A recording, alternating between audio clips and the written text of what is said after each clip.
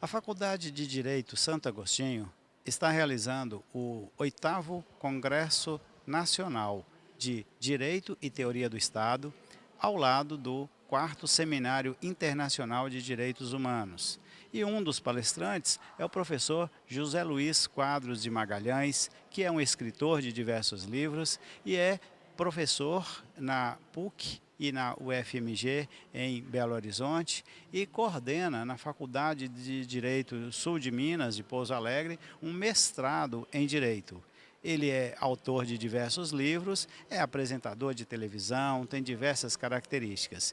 E uma das palestras que o professor faz aqui em Montes Claros é sobre identidade e igualdade. Eu gostaria que o professor José Luiz falasse para nós sobre este tema. Pois é, mais uma vez é uma grande honra estar aqui participando, né, desse congresso e desse seminário de direitos humanos. A Faculdade de Santo Agostinho, né, organiza esse evento, que é um evento de repercussão hoje internacional.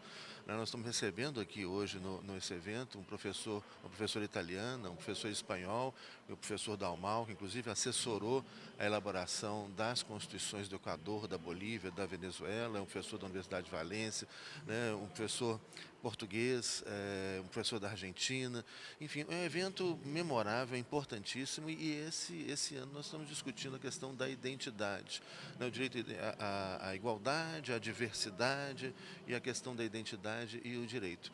E é um tema central muito importante. A gente está vivendo um momento hoje de transformação no mundo muito importante e muito polêmico, né? A gente vê, por exemplo, a questão das identidades ressurgirem na Europa, né? A diversidade cultural europeia, essa rejeição à imigração, essa rejeição ao que é considerado diferente, né? Principalmente hoje com as revoluções no norte da África, a chegada de muitos imigrantes da Tunísia, da Líbia, à Europa, e como que a Europa vai fechando suas portas internamente, os diversos grupos identitários europeus também entrando em conflito. E aqui pelas Américas, as experiências que a gente já teve a oportunidade de debater o ano passado, e esse ano a gente volta aprofundando sobre o tema, que é as experiências, especialmente da Bolívia, do Equador, né, de criação de um Estado plurinacional que respeita a diversidade étnica, a diversidade cultural, né, com um forte conteúdo democrático e absolutamente inovador. Então é sempre uma grande oportunidade de a gente estar aí, reciclando, debatendo, colocando as ideias, vendo as grandes transformações que o direito vai sofrendo, né, nos últimos anos, né? Isso é muito importante. Professor José Luiz, e a questão da religião, as diferenças religiosas, as diversidades religiosas, como que o direito trata esta questão, considerando a necessidade de identidade, de respeito às diferenças? Esse é um outro tema essencial, né, muito importante. A gente está vendo hoje na França algo muito polêmico, né, porque a França, em nome de uma república laica, está proibindo que as pessoas usem vestimentas ou símbolos religiosos em espaços públicos, né? Então isso leva ao questionamento, olha, mas será que a questão do Estado laico é esse Estado não se vincular a nenhuma religião, como no passado já houve e ainda existem alguns Estados que são vinculados a religiões, mas justamente pelo fato do Estado ser laico e não se vincular a nenhuma religião, é que ele deve permitir que os seus cidadãos, que as pessoas, os indivíduos que estão nesse Estado, né, sejam cidadãos do Estado ou estrangeiros, né, ou imigrantes, possam cada um manifestar o seu credo religioso livremente, né? Então é uma coisa muito polêmica. Isso foi colocado no debate aqui também no Congresso, né, onde a gente começava a concluir uma coisa interessante, que parece que a França transformou a República numa religião intolerante. É como se fosse uma espécie de um fundamentalismo republicano. Olha, não pode ter nenhum tipo de religião, não pode ter nenhum tipo de manifestação religiosa nos espaços públicos franceses.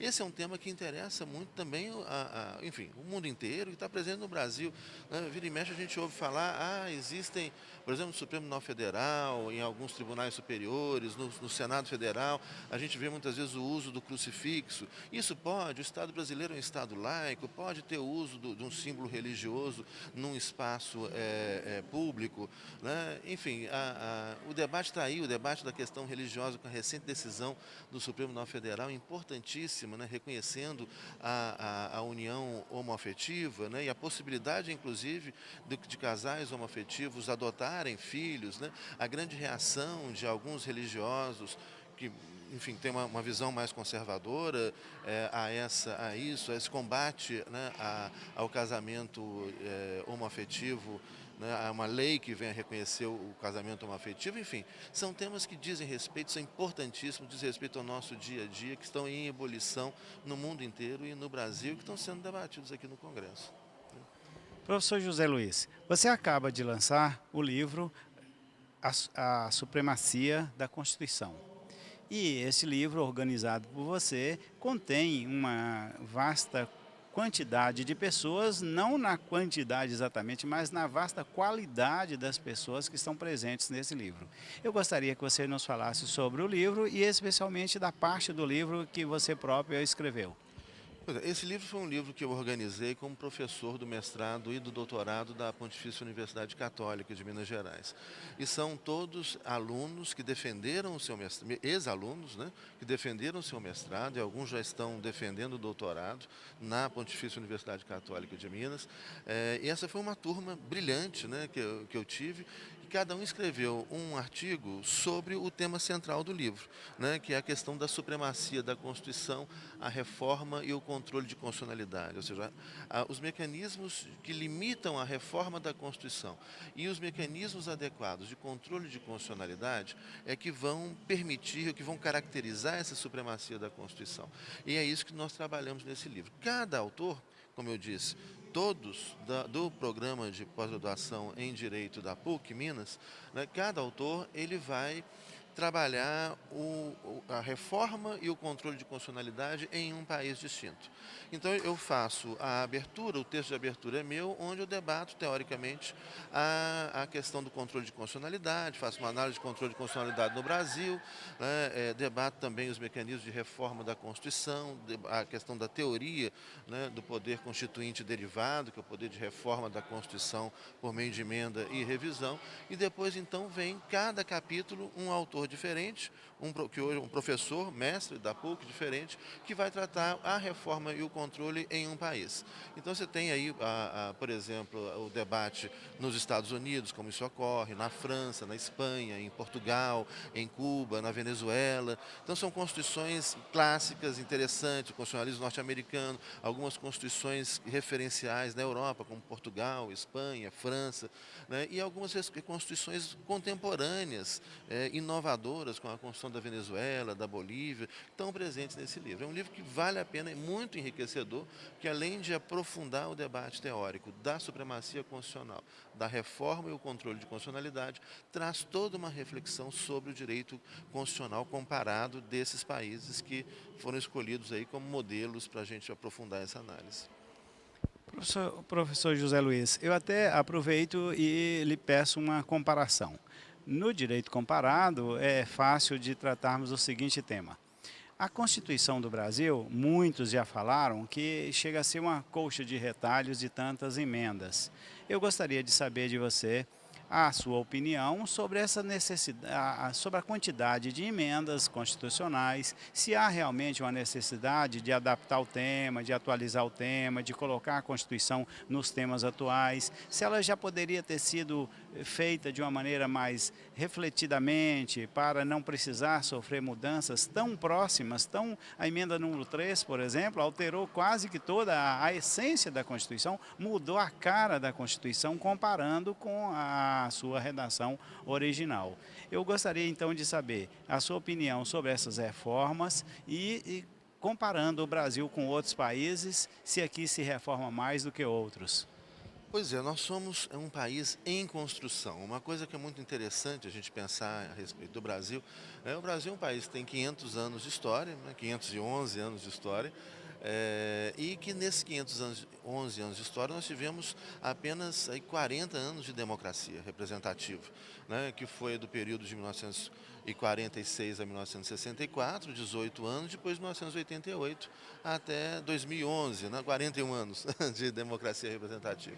Tem um país novo, uma democracia nova, hoje pujante, forte, que veio para ficar, com certeza, uma democracia que já apresenta, já mostra exemplos para o resto do mundo, né? Mas é um país novo, um país em construção. Então, a gente pode dizer que esse excesso de emendas, essas modificações, essas adaptações, representam justamente essa juventude, né? A tendência é que com essa estabilidade democrática que nós temos, né, com o crescimento econômico, com a construção de uma república, né, justa, igualitária, né, com a diminuição da pobreza, dos problemas, né, dos conflitos, vai haver uma estabilidade como outros países muito mais antigos já conquistaram. A gente pode pegar, por exemplo, o caso da Suíça, né? A Suíça é uma república que tem aí quase 800 anos, né? Tem 500 anos de educação pública e lá o regime constitucional é absolutamente estável. As coisas mudam muito pouco. Por quê?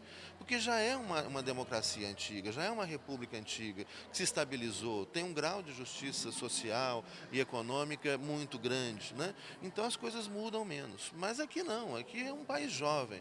E só para concluir, uma coisa que é interessante, muitas vezes, uma vez eu li numa revista brasileira de grande circulação, uma reportagem muito equivocada, comparando a Constituição do Brasil com a Constituição dos Estados Unidos. E falando assim, a Constituição dos Estados Unidos tem mais de 200 anos e só sofreu 27 emendas. A Constituição do Brasil, na época, hoje, desde 88 até hoje, né, na época tinha, já tem alguns anos essa reportagem, mas vamos dizer lá que tinha os seus 15 anos, né, seus 18 anos, de idade, a Constituição. A nossa Constituição, então, pô, tem 18 anos, mas já tem mais de 50 emendas. Então isso é um absurdo. Olha que os Estados Unidos são estáveis, são maravilhosos, a Constituição não muda, e a nossa Constituição muda o tempo todo. Errado. Né? Aí é muito errada essa comparação com os Estados Unidos. Por quê? Porque o sistema constitucional norte-americano é muito diferente do nosso. É uma Constituição sintética. Lá há uma ênfase às mutações interpretativas. Né? A Constituição norte-americana muda quando muda por meio da interpretação que o Poder Judiciário faz do texto da Constituição.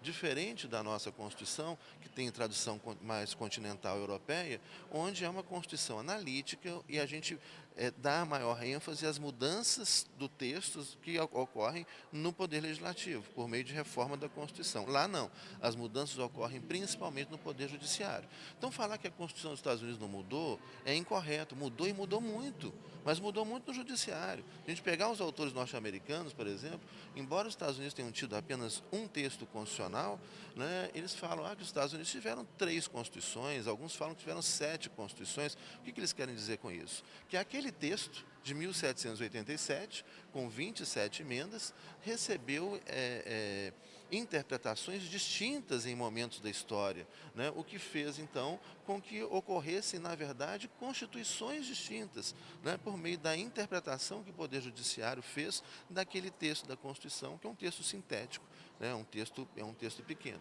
Então, eu acho que é entender a nossa realidade. Eu acho que eu sou um otimista com o Brasil. Nosso país está caminhando, desenvolvendo, vai realizando aos poucos, né, maior justiça social. Tem muita coisa ainda para a gente fazer, principalmente no campo, né, de combate à desigualdade social, mas hoje, sem dúvida, somos uma democracia que veio para ficar e uma democracia que serve de exemplo hoje, inclusive para democracias mais antigas. Né? Eu sou um otimista. Eu acho que a tendência é que a Constituição se estabilize com o tempo. E com certeza as obras jurídicas do professor José Luiz Quadros de Magalhães ajudam na construção desse Brasil, na fixação de uma Constituição, até de uma interpretação dessa Constituição por um lado mais humano e mais necessário para a boa justiça. Nós tivemos o privilégio de conversar com o professor José Luiz Quadros de Magalhães, grande professor, autor de diversos livros, entre eles este que fala da supremacia da Constituição, recém-lançado, que será lançado, está sendo lançado hoje aqui em Montes Claros, nas faculdades de Santo Agostinho. E este congresso se engrandece com a presença do professor José Luiz Quadros de Magalhães e, com certeza, todos os nossos agradecimentos a ele.